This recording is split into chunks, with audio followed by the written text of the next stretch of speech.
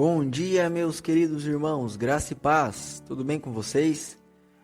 E aqui quem está falando é o pastor Tiago, da Igreja do Evangelho da Graça, de Timbó, Santa Catarina.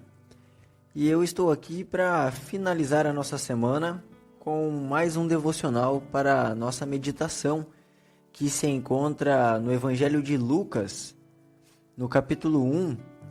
Vou compartilhar com os irmãos os versículos 57 e 58, que dizem: E completou-se para Isabel o tempo de dar à luz, e teve um filho. E os seus vizinhos e parentes ouviram que tinha Deus usado para com ela de grande misericórdia, e se alegraram com ela. Meus irmãos, esse é o início da história que conta sobre o nascimento de João Batista, aquele que preparou o caminho para a chegada de nosso Senhor Jesus.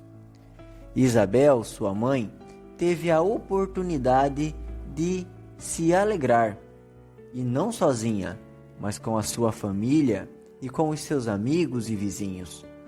Todos se alegravam porque ela seria mãe. Mesmo depois de ter a idade avançada, ser considerada estéril, e de fato ela era estéril, mas agora ela pôde ter a alegria de se tornar mãe. Mas poucos realmente sabem que a alegria de Isabel estava muito além disso.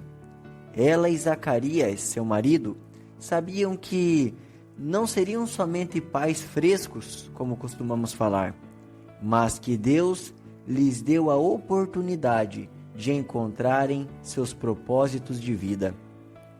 Agora, Zacarias sabia que Deus tinha lhe chamado para ser muito mais do que um sacerdote, mas para preparar aquele que prepararia a chegada de Cristo.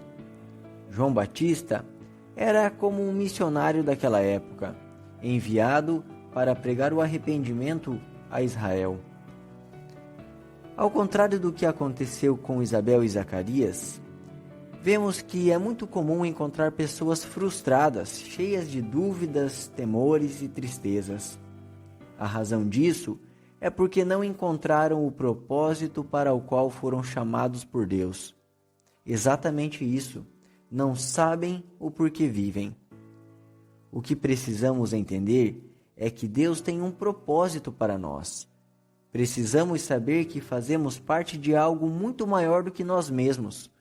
Como diz em Efésios, no capítulo 1, versículo 11, onde a palavra fala nele, que no caso se refere a Cristo, em quem também fomos feito herança, havendo sido predestinados conforme o propósito daquele que faz todas as coisas segundo o conselho da sua vontade.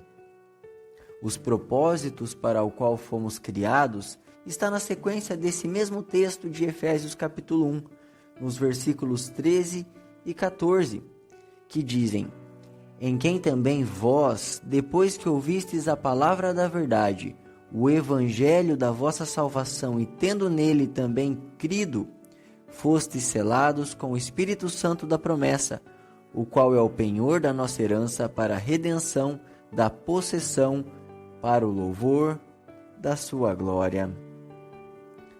Meus irmãos, nós fomos criados para termos a salvação em Cristo, para termos o Espírito Santo em nós, para sermos louvor e glória de Deus. Isso significa que sua vida só fará sentido em Cristo. Tudo o que for fora de Cristo, mais cedo ou mais tarde, se tornará ilusão. Assim como Isabel e Zacarias se alegraram, que você possa também se alegrar por ter encontrado o motivo de ter sido criado por Deus. Desejo a todos vocês um excelente dia e também um excelente final de semana. E que a graça do nosso Deus seja convosco. E caso queiram conversar, sabem que pode me mandar mensagem no WhatsApp pelo número 41 99579 1801.